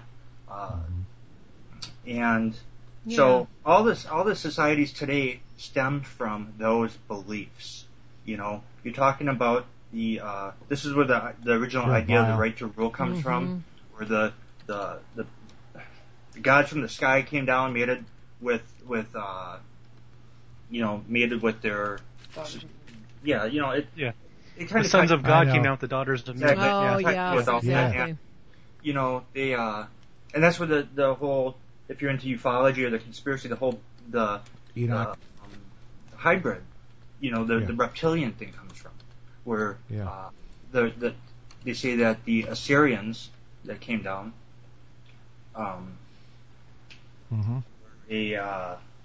reptiles, or a reptilian race of some kind, and that whether it's a race or we can call them interdimensional beings or whatever you choose to call them, that there's interaction. These beings convinced mankind to worship them and follow their ways, which included sacrifice and a lot of different ugly things. A lot of the histories in the Old Testament come from different stories that we hear that have to do with these kinds of things, and so what these secret societies are they're still practicing these really, really, really, really old religions that go way back from mankind's, as far back as we can trace mankind and what we'd call, history. This history we're fed, including the sun god worship that we heard that there's a lot about them and the sun and the way they position their buildings and other things, but there's also something about like the moon god. I forgot what that reference was. There's another one right there. Well, it's the sun and the moon they worship. The sickle, yes, exactly. Yep. There's so many themes straight across. All you have to do is even look at the lodge. You look at the symbol for Freemasonry, and they tell you, oh, that's right. The right angle is the order to live your life in a right ordered manner. Yeah. Right. One of the things I think that simply we're trying to expose it, instead of, like telling the history of, because you can watch any documentary and you'll just watch that pablum come out over and over again on different rebroadcasts, is, let me give you an example. Albert Pike, they got a statue. It's like if you go to the St. Louis Ball Stadium, Busch Stadium, you'll see Stan Musial and Ozzie Smith, for example, bronze statues, whatever. Even though Ozzie Smith's still alive, Albert Pike he has a statue, and at least at the Washington, D.C. Masonic Lodge, which is one of the main ones for the United States. And Albert Pike was a leader of the KKK movement. He was obviously in support of the Confederate, in other words, supporting of the slaves. And, they keep saying it when you hear these spokesmen for the Freemasons, they say it's not a religion. Albert Pike said clearly it is a religion. He said it is. But that's just one person, and we can move to, others. But that it is very well known, if you look, but it's not told, into some levels, that the support of the KKK and the foundation of it did come from the Freemasons. So don't, anybody, eventually if they let in people of color and even Catholics, because they hung both, when they found out you're either or, just to let you know, so us Catholics, Irish, or whatever, one way or another were enslaved and murdered, just as, people of color were at one point.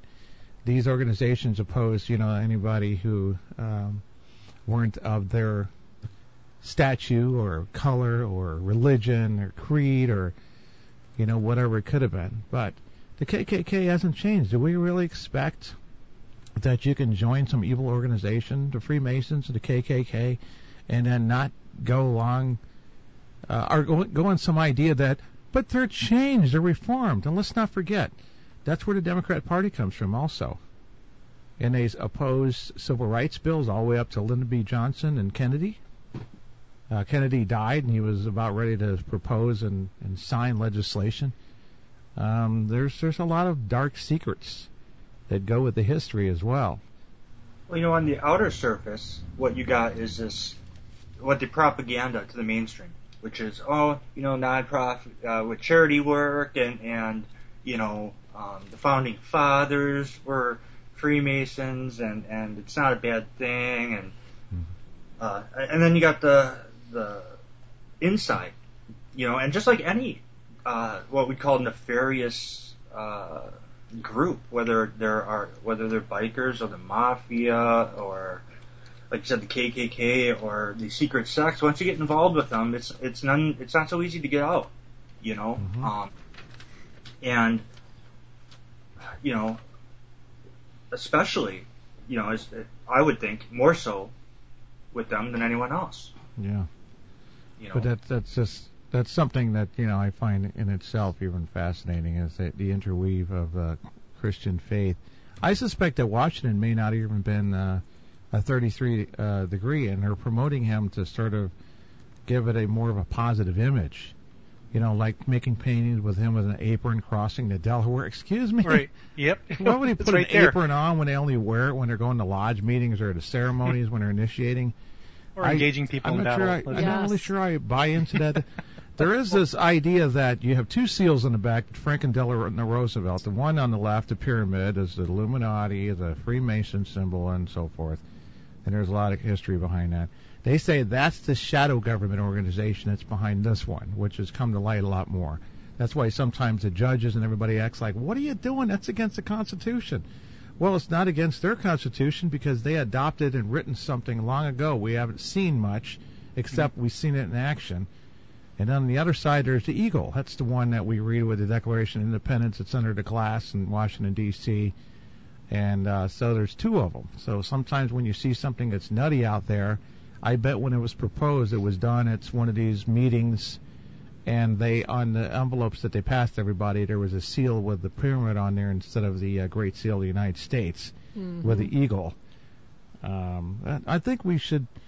Is that the one, the eagle hair holding the 13 arrows? Yes, yeah, the other side. It is. The Great Seal of the United States. You know about some of that symbolism, Yeah, Kevin? they got some of the stuff. Symbolism is huge. It's a big thing. I mean, you see it everywhere. You see it all over mainstream TV. Giant conglomerate corporations. I mean, you can literally watch documentaries that will just go through different logos from different multi-million-dollar corporations, and they'll show you side by side next to like old arcane symbols or whatever, and you can just see where these are coming from or the analogies behind them. Everything has a dual meaning. It's a dual purpose. Always. Hey, I have a book in my library. Has 728 illustrations of Masonic symbols. Really? Oh my goodness! That's probably good to recognize too, so that even people, and it's going to be an eye opener who you do business with at one level, online or local. And I know that from the some of the witches organizations, you could say, without mentioning names. Something I wanted to make sure we get through so we don't run out, because we're getting close to the end of the show. I mean, close is still 3/4 of the way through. Is I want to make sure that the research that you pulled up, Christopher, that we want to bring that to light to add on to what we already had programmed into our production guidelines to try to fit into the show. Anything else to add on the Freemason subject so we could stay on the float on that, because we're going to get to the Templars probably next. I think that sound about right, Farah? That sound good? What do you got? What else you got to bring to the table on that, Christopher? As I understand, you have been doing your homework, so to speak. Right. As we were talking about the founding fathers and Yes. Kind of that ideal. We have to remember that the founding fathers, their main goal was the liberty, the freedom from the English tyrant and freedom for the minds of the nation, and that men everywhere created by God to enjoy these certain things. But we have to remember at the same time that things that stand in that way are then going to be the enemies. And around the time of the founding of America, Yes. It was fought with, the musket and everything else. But in 1999 in January, while St. Louis was prepping for the arrival of John Paul II, the big one of the main Masonic buildings there in St. Louis, which surprisingly agreed to host a series of lectures on some of John Paul II's writings. And so us as seminarians, we went there to this big temple. It was held in the auditorium. And, of course, the symbolism was everywhere. Above the stage was a double-headed eagle with the words Ordo ab Chaos, order from chaos. And, of course, I was kind of wandering around a little bit. I thought, oh, my gosh, I'm going to get, like, kidnapped or something. But they're going to find out I'm a Catholic and kidnap me. But, I saw, of course, like Ken said, there were pictures of Albert Pike everywhere and all these guys in their aprons and all dolled up. But a couple of our guys actually snuck backstage, and they came back and they said they're like set pieces back there for the different plays that I know that they put on, to kind of for their stories. And they said, we're kind of asking them for more descriptions, and one of them said, well, a few of them were tombstones, and they were inscribed in the enemies of humanity. One of them was ignorance, was on one of the tombstones. And of course that has to be abolished, of course, by gnosis, by wisdom. The other, another one was the Roman Pope. Of course, anyone that stands, there can be no divided allegiance in the new nation. And Catholics, of course, by their understanding, would have been divided in their loyalties, one to the country and then the other was to their faith. And so one or the other had to go. And so here was an enemy of the freedom that the Founding Fathers were trying to establish. So anyway, I just found that interesting. So whenever I hear about the Founding Fathers again, I remember, that very much. So. Yeah. Boy, oh boy. A first-hand experience of the architecture. Yes. And that's what they say, okay, how Michael was talking about symbols. That G in the center is supposed to be for the grand architect. Not God, but the grand architect, because they tell you have to have a belief in God. It can be the Hindu, it can be Vishnu, it can be the Allah of the Quran, it can be the God of the Bible. It can be any God you want it to be. So what does that tell you, folks? Right there. Our Freemason book right here. Buddha is on level with Jesus. Yes. Islam is on level with Jesus. Yes. Hindu gods are on level with Jesus. Arises is on level with Jesus. And Baal is on level with Jesus. Oh, that's interesting. Isn't that crazy? We actually saw an interview, you guys, that basically they were talking to, I think this guy was in England, saying that Christ and God was the problem with the world and that Satan was truly the true God because he is the one that sets you free.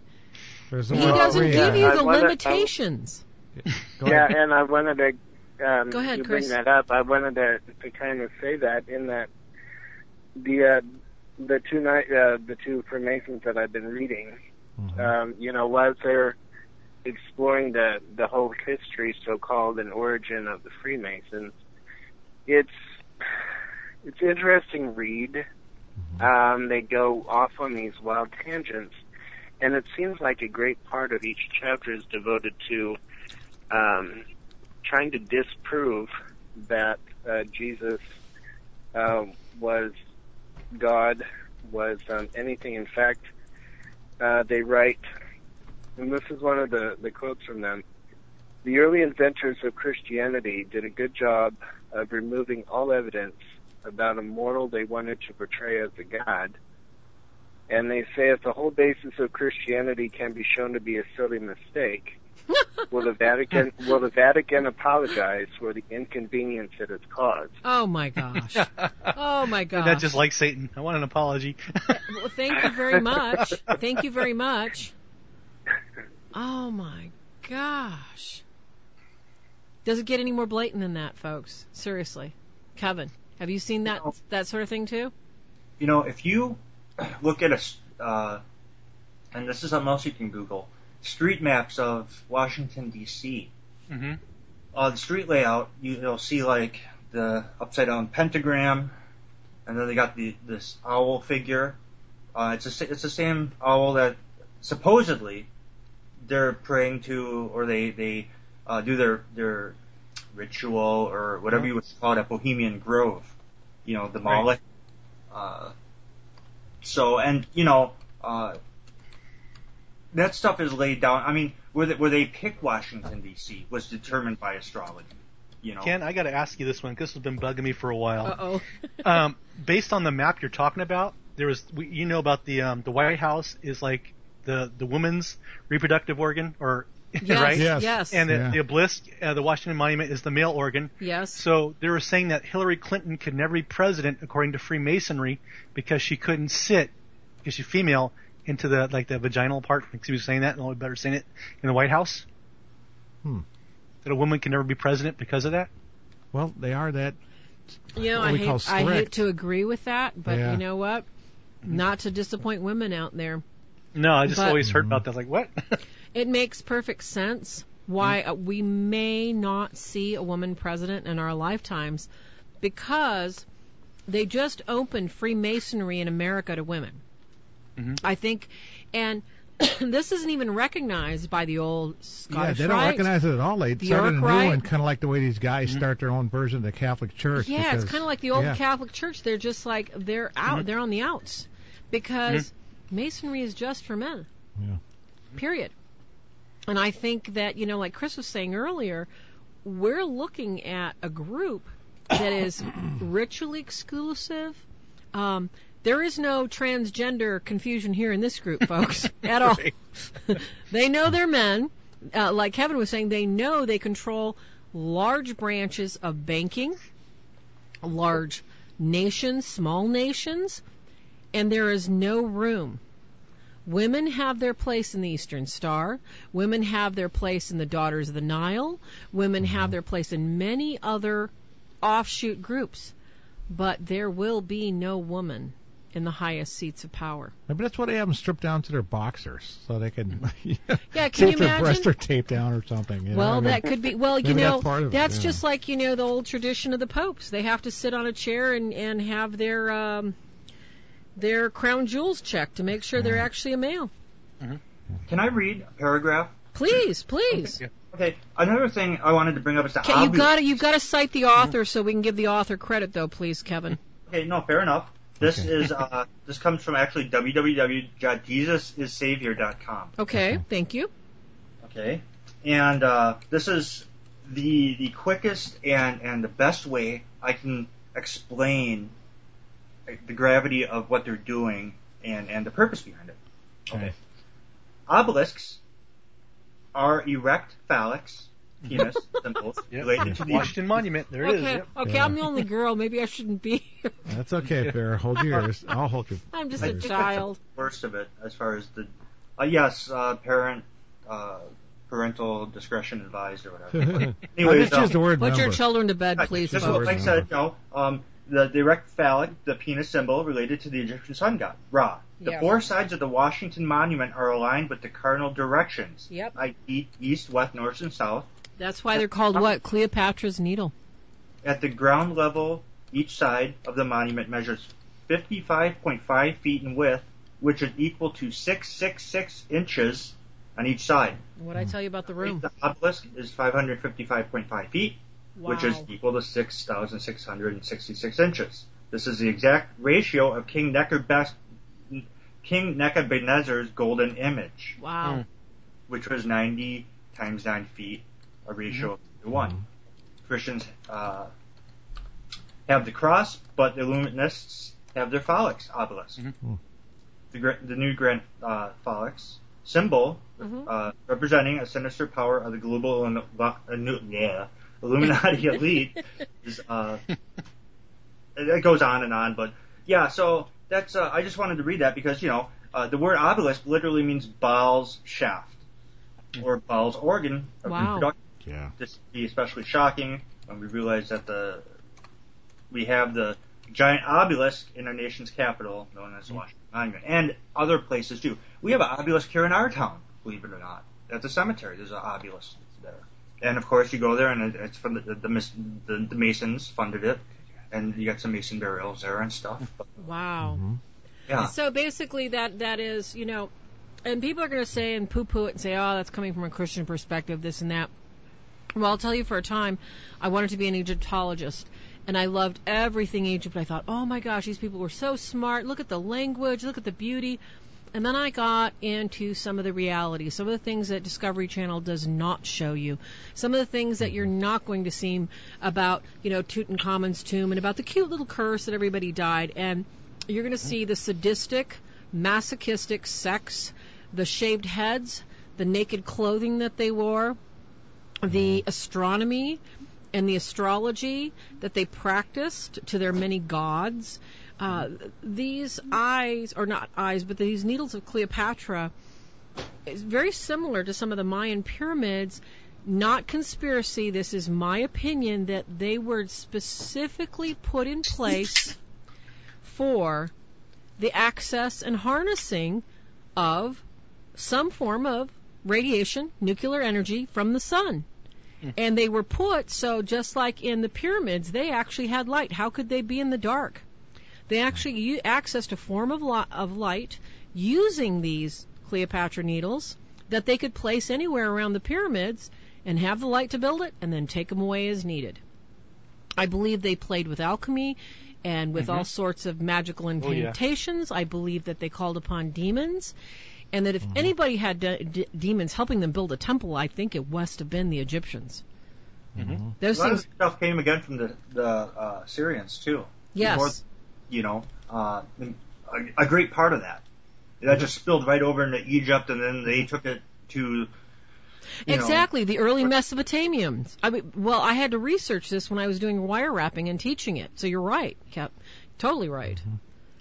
And this is life with demons. This is life with, that the history, our history is checkered with our sinful and fallen nature, folks. Yep. You look at the story of Exodus with Moses, too. He went up against the Egyptians. They had their sorcerers. They could duplicate nearly everything, but they couldn't do it all. Good point. They tried when he threw that staff. Didn't Moses, his snake ate the other snake? Ate theirs. Yeah. Yeah, did you notice how the story of Hiram, the master builder who was murdered, was supposedly resurrected? And, of course, there is really no resurrection before Jesus, real resurrection at all, raising from the dead, just some sort of notions, and which can be misinterpreted they were resurrected. No, they weren't.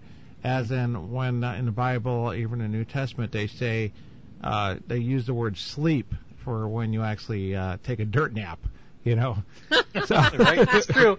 Very true. Yeah. So, excuse me, you must be Jewish if you call it a dirt nap. No one but Jesus and apostles and the saints were able to raise the dead, and it's a fact that even the Kabbalah or anything like that, animating a dead body, a la the old zombie notions and all that stuff. I think we did a video on that on the Real Deal's channel on YouTube. A little bit. I mean, it's a trick if nothing else. Or the person was never dead. You remember those things they did where they, you can use the Amazon frog, and it even gives you a slow heart rate that's undetectable. Yeah. You go into some sleep that it puts you in a state that is almost like you're dead. So everybody believes you're dead. They bury you, but they put you in a shallow grave, so it can make it look like the voodoo priest brought you to life. Well, that's the devil for you. He's always got trickery, but he's never been. He cannot still, to date, raise somebody from the dead or fully heal somebody, like restore a limb. Or unless he was the one who actually broke it, he'll give the illusion of it being broken or something like that. And you can look close, in it's in my take, we'll have said it's discernment, because it says that he'll even deceive the elect, which means your doctor or anything like that. But that's always going to be there, and it's going to be evident to somebody. Well, to say who is righteous and has discernment of the Holy Spirit to some degree, with your spiritual state. Totally. We're going to do a second part, by the way, next week. even though we're not exactly yet at the end of the show. Well, we're going to hold on to some stuff for next week. Because we have to finish our night tonight. We have an Ask a Demonologist question. That's right. We just kind of railed all over it. And even though, Kevin, I know you don't call yourself a demonologist, if you'd like to chime in when we go around the table, I would love to hear your 2 cents. Yeah, because I know you and your wife have a good deal of experience working and helping people heal from paranormal experiences that they can't explain. And I think that you both are on your track of doing a great job with people doing what you can. So this is tonight's question, folks. And we'll go around and, Christopher, if you don't mind, we'll start with you. We have a question from chat.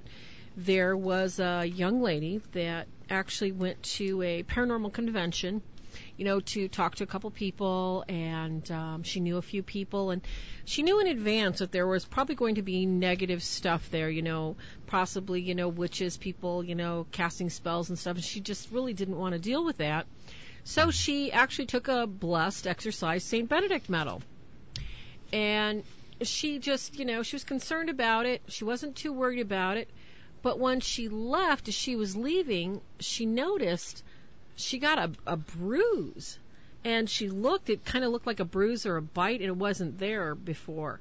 So, her question is, since she's not Catholic, but she did put on her blessed medal, does the medal have the same protection for her, even though she's not a professed, baptized, confirmed Catholic, even though Catholic means universal here, people?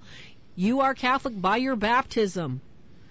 Does this have the same powerful effect for this gal, even though, let's say, we'll just give her a title, maybe she's Baptist, as it would somebody that is fully in the sacraments, with confession, communion, et cetera, et cetera? Christopher, you want to take a shot at that first? Go ahead. Yeah, theologically we would say that, she made an act of faith anyway. Yep. By the medal to begin with. Second, we know also, from Scripture, God is no respecter of persons. So True.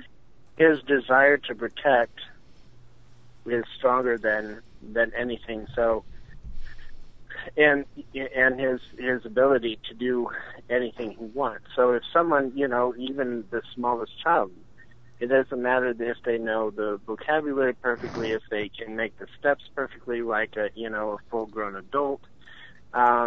Someone that reaches out in faith, even the smallest, she may not have understood about the medal, but she did, like I said, she did make an act of faith by simply having it, and the enemy didn't like that, and so, going to reach out in revenge. To me, it seems a very petty way. Yeah, I think so too. Yeah. Yeah, that's a good point too, because to some degree it can be more of a provocation. And I don't even say it's the faith, because if faith was everything, I'd be a Jedi. She did wear her medal. She did wear her medal out where it could be seen. That's definitely a provocation when you're around a bunch of possibly conjurers, witches, sorcerers. Yeah. Because in a paranormal convention, you can have a little bit of everybody. You've got people that are waving sage. You've got people that, might be worshiping trees. They might be, who knows what they're doing. Right. Because... Right, and I use that term faith, for us, we do say provocation, but, like you were describing, she may not have had, an understanding or, came from a background, but, I use that term faith because she believes something. That's right. She believed and she put it on in faith, and it's just that little tiny seed of faith. Yeah, hey, Mike, you want to take a crack at that? Yeah, because I kind of hang in those areas that she's in. So first of all, the medal didn't even have to be visible. You're in that environment that's spiritual. That's true. Yeah. And they'll just attack it anyway. When it's open, it will be visible. Yeah, when I go to psychic fairs and pagan fairs, we go undercover and get our booths and work with people. I'll walk around, and I remember my first experience was, I thought I was protected, and I felt like these jellyfish things in the spirit realm just coming in my arms. Oh my gosh. And I'm going, what the heck is that? Yes. I turned around. It was a Berkeley School of Psychic, whatever it was. Turned out to be a front for Satanism. So those spirits in the booth knew full well who I was or what I was. Oh, my God. But, as I walk around covertly in other fairs, some other lady, same thing. A psychic calls me and I talk to her and she goes, I want to talk to you. And she puts her finger on my head and she goes, your mind is protected. You're Christ-centric. I'm going, this is nuts. Funny. And she goes, there's a big angel right next to you, too. Oh, my God. A big what? Big angel. A big angel. You're just walking in it, and just to tell that person, even though you're walking in it, you got your protection, and stuff's going to attack you. You're going to get slimed. You just got to know how to clean it off and deal with it. No, that's go home, take a spiritual shower, wash it off. That's a perfect analogy. Exactly. Wash off your bruise, and... Yeah, that's a good point about what you say. It's like, tuck them away because you don't need to have it out in the open. And when you do, you actually provoke whatever is in the room. When we were at one of these conventions, I guess I could say that, Farah, 2013, like you were saying, you go to some convention and where you're the only Christian in the whole place. Well, we were there. We have our banners all have a St. Benedict medal in Boston on both sides. And psychic so-and-so will just say... We'll just say, like Courtney. We'll just make up a name. Psychic Courtney hid behind her banner the whole time, and she, people have opinions about this person or anything like that. But that's the kind of thing you get. They're averted from this the Saint Benedict medal, and sometimes a demon will do that. I don't know. I'll call it a retaliatory strike, and it's not the same as if you try to attempt to do something. But it's a provocation, and they strike back just to try to mess with you on the faith, number one. Number two, it's just like, Kim Jong-il. That kind of mentality.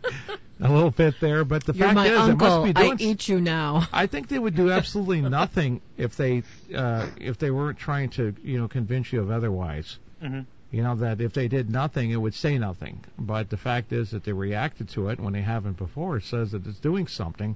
And the best they can do is...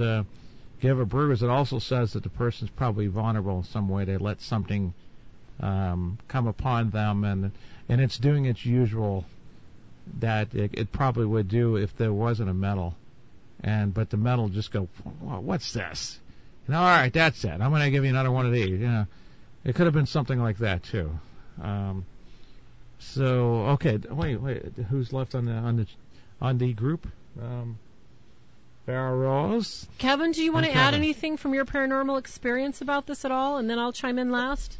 Sure. We go to Paracons, and I will definitely say there's a lot of negative energy there. You have people selling keyboards, you have different kind of sex, and sex as an S-E-C-S. And it's for clarifying, yeah. Right. Dancing around there. We had the last major one we were at. There was one part where they stopped everything, and then they had this Krampus. The Krampus, the devil, the Christmas devil from folklore. Anyways, these big, ugly-looking devil things, right, with the goat horns and the whole thing. And they stop everything, and these Krampus go around the room. And of course, they're not hurting anybody or anything, but it's just a whole idea, and it's a whole, at that point, if someone were to walk in the room, they'd be like, "Oh my Lord, what's going on here?" You got these guys dressed up as these giant goat horn devils running around, and I mean, it's just so you're gonna have these kind of energies there. When you said that, I wondered, what if whatever attacked her, what if it would have been worse had she not had the medal on? Exactly, good one. To explode her heart, but instead, all it did is leave a little bruise because she did have the armor of God. Some semblance with her in an environment. That little tiny thing of faith. Right. Yeah, thank you. Because you know what that says too. What would have lasted and been longer instead of some short, kind of like attack or whatever you call it. I don't know if you want to call it an attack to some degree. Like something that would have lasted a really long time, like the beginning of cancer. And then you got to go through that whole thing as a worry, the concern, the doctor bills. And all that stuff. I mean, something greater and worse could have occurred, and that was just, the minor. But we can't see that. But we can always say, thank God it wasn't that, right? Oh, I agree. And I think, as far as the question goes, and, I completely, wholeheartedly agree with our seminarian.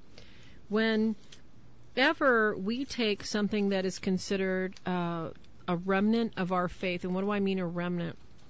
Whether we pick up a rosary that somebody's prayed with, and we hold it to keep it with us at night because we're having nightmares, and we hold it and we clutch it tight, or we put on a St. Benedict medal and we put ourselves in an environment that may not be entirely wholesome, but we're there for a purpose, and we have that seed of faith. When we place that seed of faith, God doesn't ignore that.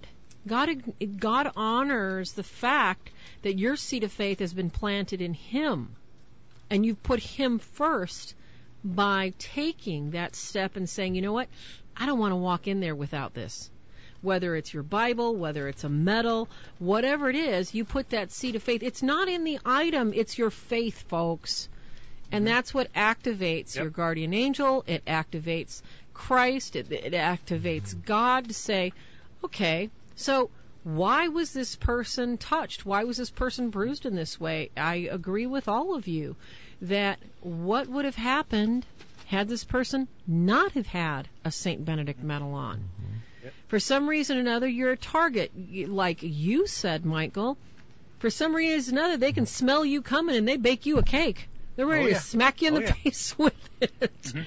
And as you say, really, Kevin, these things want to just stick out that line and trip you, just to see you fall, just for the fun of it.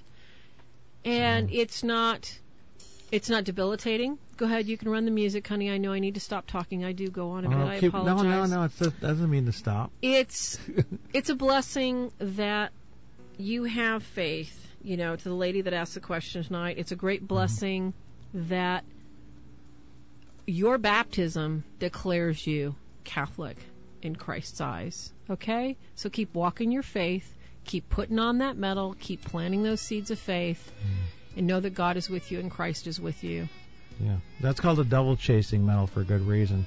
But note also that there's been some possession oppression cases that we noticed that they had more reaction from the Blessed Mother medal. It's called the Miraculous medal in its nickname. And so you should wear both. And wear them covered up. Wear them covered up, in most circumstances. So, because you can always take the retaliation sometimes when you're not really... And it takes a while to figure out where has they gotten in my life they can affect me so much. You don't want to retaliate, you want to protect. I mean, you don't want to provoke, you want to protect yourself. And sometimes, even people bring in crucifixes into... if you go and checking out an old house and you get unexpected retaliation from unintentional provocation by sporting a crucifix in the outside. That's why they always turn crucifixes upside down or hide them on the walls or whatever. And the stories, those are true story scenarios that they borrow from. And so it looks like we're going to do, Farah, we're going to do a part 2 on these topics because we haven't touched Illuminati. Kevin's going to have to come back by popular vote. They voted me off the island and they voted him in. They didn't vote you off. No, come on, you can't leave. We need our Farah Rose on the show. She's the spice of life. Oh, goodness. Thank you all for joining us. God bless you. We love, love, love what we do for God, and we love being here for you and trying to help you see clearly into the logic of many things that invites us to do something other than what God and Christ would have us do. So, as always, we ask each of you to say your prayers. Make sure you bless your own forehead tonight before you go to sleep. Call upon your guardian angel, because your guardian angel is there to kick out the nasties for you folks tonight. Thank you, Christopher. As always, your information I swear I can't get enough of some of the stuff that you're able to read. And Kevin, you are definitely a surprise. Thank you for jumping in there for Deb tonight. And Mr. Michael, the man that KOs demons with one eyeball raised. we totally have fun with your Fred Flintstone off-putting. You've got a book that you're looking at right now. It's about to come out. We love you. We're going to talk about it next week, folks. Awesome. Totally. God bless you all. Don't forget to say your prayers, kitties. Smoochies, poochies. Night all. Good night. Good night. Next week, same time, same Good night. channel. God bless.